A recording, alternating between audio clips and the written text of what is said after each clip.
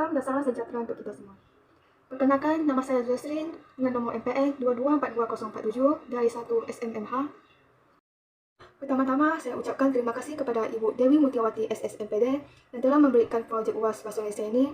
Dan pada kesempatan ini, saya akan mempresentasikan pemanfaatan digital di era pandemi COVID-19. Abstrak. Coronavirus atau COVID-19 adalah virus yang pertama yang muncul di Wuhan, China dan kemudian dengan cepat menyebar ke seluruh negara, termasuk Indonesia, yang berdampak besar pada semua aspek kehidupan masyarakat Indonesia, baik dalam kehidupan sosial, pemerintah, perdagangan, pendidikan, dan lain-lain. Upaya dalam pengendalian dan pencegahan penurunan virus corona dilakukan dengan menjaga jarak satu sama lain, mencuci tangan, dan memakai masker. Proses pembelajaran dalam masa pandemi COVID-19 dilaksanakan melalui pembelajaran jarak jauh. Pembelajaran jarak jauh ini merupakan bentuk modifikasi proses pembelajaran yang biasanya dilakukan di sekolah namun dilaksanakan di rumah agar bisa mengurangi interaksi antara guru dan peserta didik.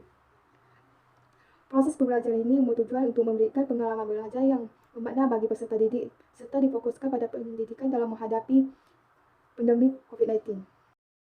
Pendahuluan.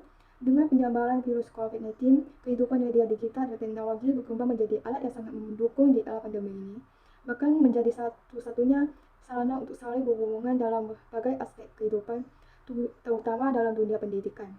Telah terjadi perubahan besar dalam dunia pendidikan, biasanya siswa berhadapan langsung dengan guru, namun di masa pandemi ini, pemerintah telah memberikan alternatif agar pembelajaran tidak terhenti dengan memberikan kesempatan peserta didik belajar dengan keleluasaan waktu belajar serta dimanapun peserta didik dan guru berada. Peserta didik dapat berinteraksi dengan guru menggunakan beberapa aplikasi seperti Google Classroom, video call, telepon atau live chat, Zoom maupun melalui WhatsApp group. Tidak hanya dalam dunia pendidikan, media digital juga banyak digunakan oleh para pengusaha untuk menjalankan usahanya, pedagang untuk jual beli, dan pegawai pemerintah untuk menjalankan usaha tugasnya. Dengan bantuan media sosial, harapannya masyarakat dapat mengoptimalkan aktivitasnya masing-masing selama masa pandemi dengan meningkatkan kemampuan yang ada atau menambahkan yang baru. Teknologi memungkinkan pemerintah dan otoritas kesehatan mengambil pendekatan yang lebih cerdas terhadap pandemi. Metode yang digunakan dalam penelitian ini adalah studi pustaka. Data yang digunakan adalah data sekunder yang dikumpulkan dari informasi, artikel, dan internet.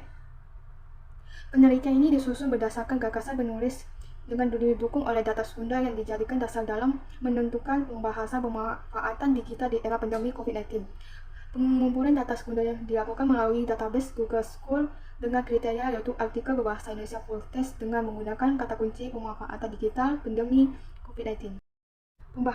Proses pembelajaran daring memanfaatkan kemajuan teknologi seperti teknologi multimedia, video, kelas virtual, tes online animasi, pesan suara, email, dan video streaming online.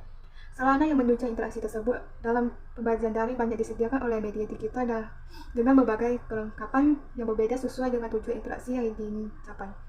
Beberapa media yang dapat digunakan dalam pelaksanaan pembelajaran daring diantaranya yaitu WhatsApp, Google Classroom, Ruangguru, Microsoft Office, Zoom, dan lain-lain.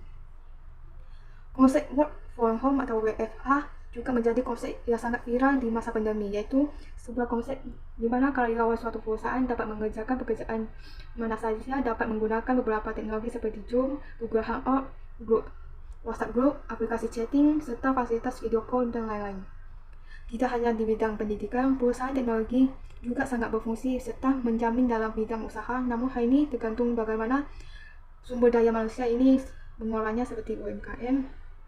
Pemanfaatan media sosial di dalam kehidupan masyarakat juga sangat dibutuhkan seperti belanja melalui Shopee, Tokopedia, Lazada, dan lain-lain, menggunakan transportasi seperti Gojek, Grab, dan Messi.